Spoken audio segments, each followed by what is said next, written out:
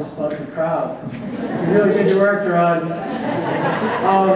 So today I'm going to talk not so much about me, more about my students. And as they always say, writers are always selling somebody out. But I'm going to talk about my students, not so much about me. And we're also going to be talking about this thing called a social media Sabbath. But before we do that, the first thing we're going to talk about is intimacy. So,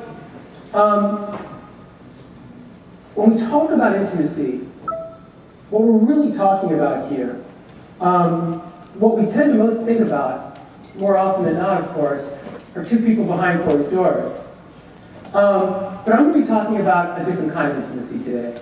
And the one that I'm going to talk about is every bit as important as the affection and the sex. And I know what you're thinking. More important than sex?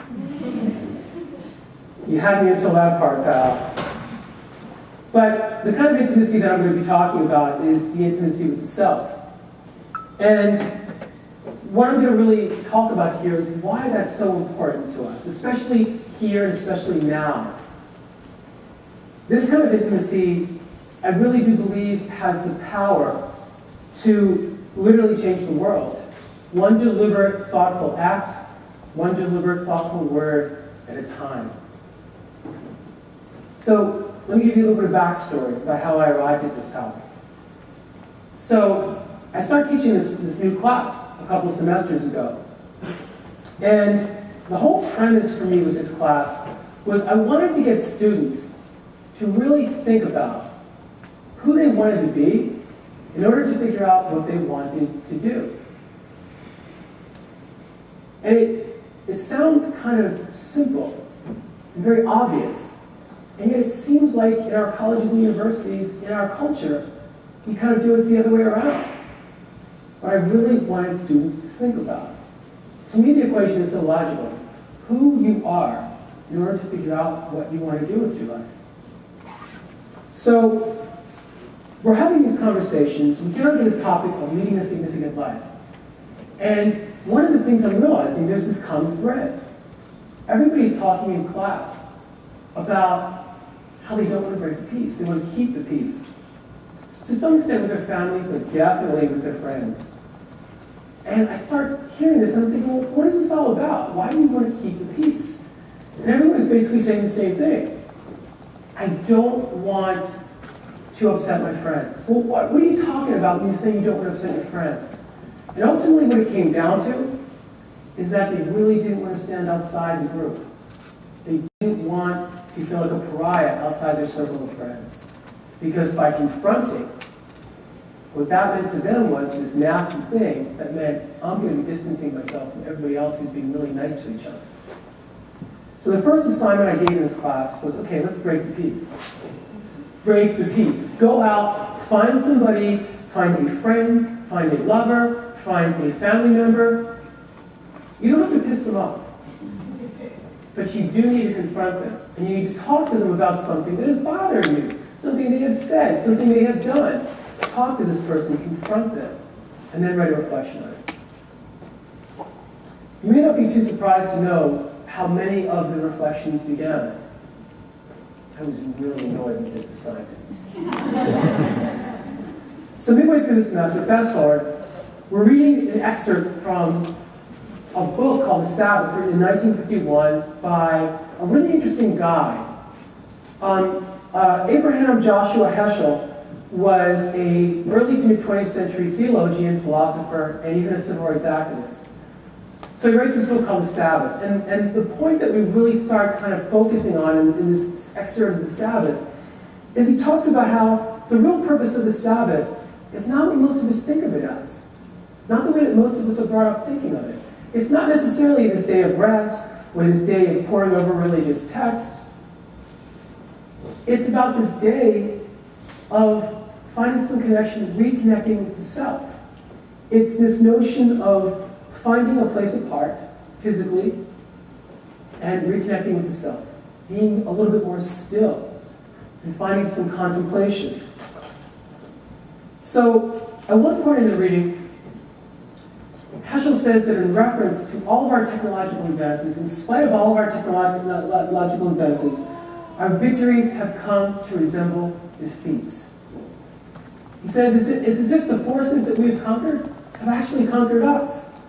And he says that the Sabbath is the day in which we learn the art of surpassing civilization. Surpassing civilization. I just thought that was wonderful. I thought that was a great phrase, surpassing civilization. It made me think of some cartoon superhero who is got his arms outstretched, cape flapping in the wind, as he is ascending high above where the rest of us mortals are down here, way down, with all of our social mediums, our heads down. And here is Captain Sabbath. So, that's really not too far off base if you think about it. If you look around in Starbucks, look around in the malls, I mean, even check out libraries. What we've got is everyone's attention, of course, is riveted to their iPads, to their smartphones. And instead of ascending, it seems like we're doing more descending. We're descending away from everything and everyone around us, into these obligations. These obligations to stay connected. Because we don't want to break the peace. What's interesting is that our science is now finding that it also apparently feels really good to be involved in all this social media and reflect and all this connection.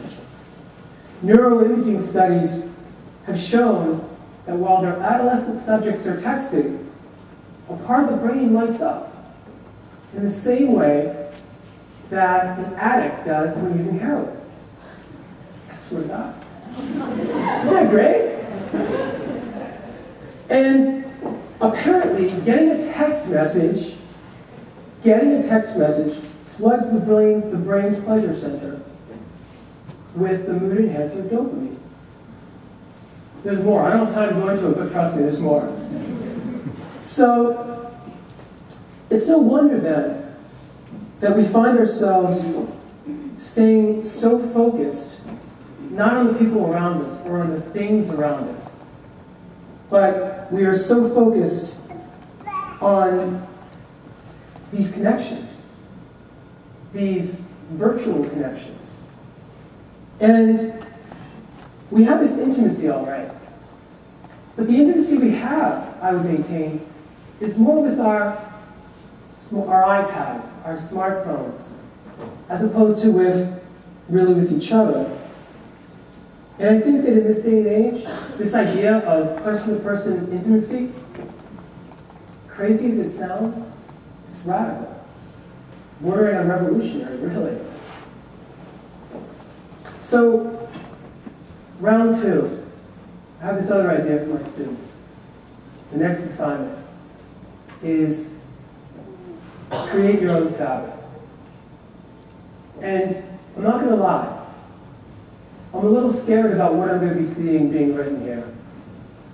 And sure enough, my students came through. But I guess I should tell you for a second about what I asked them to do when they took a Sabbath. So here's what they have to do.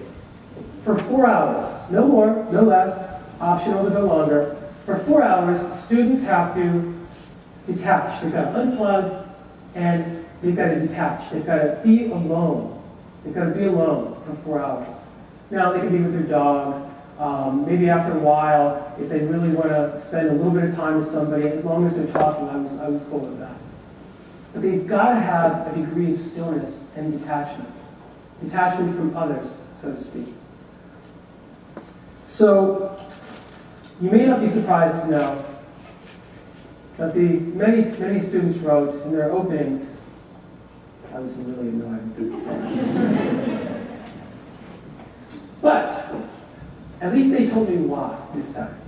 And here are some of the reasons why. Spend time by myself. I don't have time for this. I don't have time with all the work I have to be navel-gazing. Friends get annoyed. Here's another one. Friends get annoyed if I am not available to them and I don't get back to them immediately. And then this last one.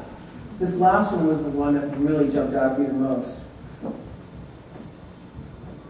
I worried that if I don't stay in touch with my friends, I might fall out of the loop and miss something.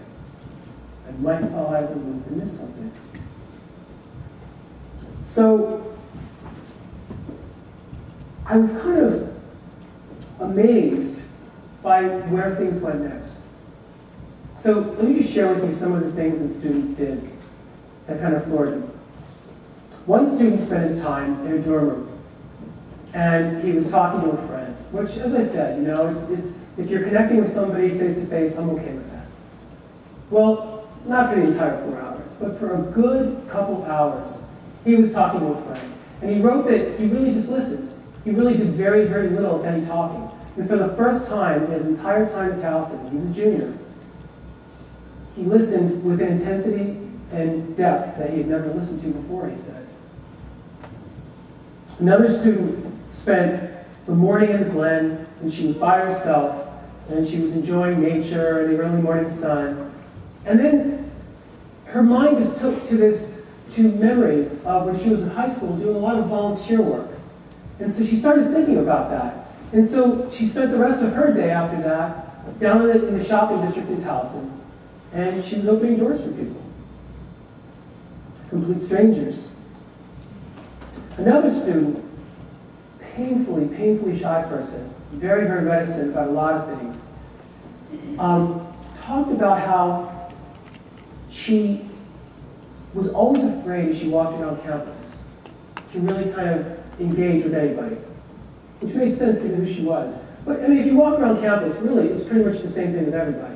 You know, your face is down, you're texting, or you're just kind of looking in another direction. And what she did was really, to use that word again, revolutionary for her. As she walked around campus, she not only looked at people in the eye, but she smiled. Another student spent the afternoon alone in her room singing in her dorm room. Now, for a lot of us, that would be no grade shakes, of course. But for her, this was a big deal. Because growing up, she'd always loved to sing. And she sang in a choir at church, and she felt that to do anything beyond that was in a way kind of sacrilege. And so in her time at Towson here, and she's been here about 1.5 years now, for the first time, she sang alone in her dorm room. And she said, "I found my voice again." These students not only surpassed civilization, I would go so far as to say they did something more. They transcended the fear. Now, what kind of fear am I talking about here? The fear that I'm talking about is how we hand ourselves over. We give away parts of ourselves to other people by always feeling obligated. We are giving up a part of our authenticity, I would maintain, by feeling this constant obligation to other people, to have to stay in touch.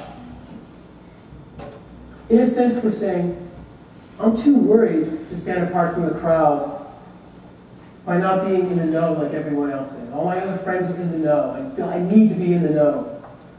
So I'll pretend that I care about your beer pong palooza the other night, or about what you ate at Chili's the night before. But we're so constantly, anxiously tripping over ourselves to make sure that we don't break the peace, that we don't piss anybody off, that we don't miss out on this latest gossip, when many of us really would love to step back and to take this Sabbath. The Sabbath really is a way of taking control of yourself. It's a way of stepping back and taking self-control again. It's a way of defining yourself from within rather than from without.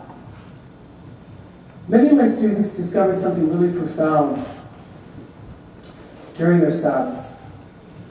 By getting off of their social media treadmill, they found a place apart for themselves instead of a place apart from themselves. And that was by far and away, I thought, the most important takeaway for them. Now, don't think for one second that this is some Luddite anti-technology rant, because it's not. No, I'm not talking in extremes here. And I'm not talking about these either-or mindsets, these extremes of that.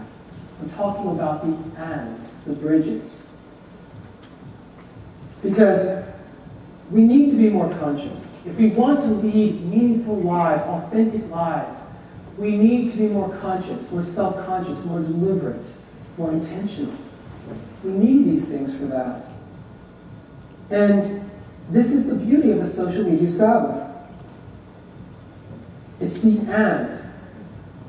It's the coming together. It's the crossroads of where our deeper, truer needs and desires intersect with those of others. The social media Sabbath is not just for the individual, for you and you alone. Because by reconnecting with the self on a deeper level, these are the places where our stores are of deeper compassion and empathy for other people. This is the opposite of narcissism, guys. This is the place of the complete opposite of narcissism. It's the crossroads where we find the power and the freedom to listen instead of talk. It's the place where we can look up and smile instead of always looking down. It's the place where we can find our deeper voice again. So, let's not wait any longer. The time is now. Let the Sabbath begin. Thank you very much.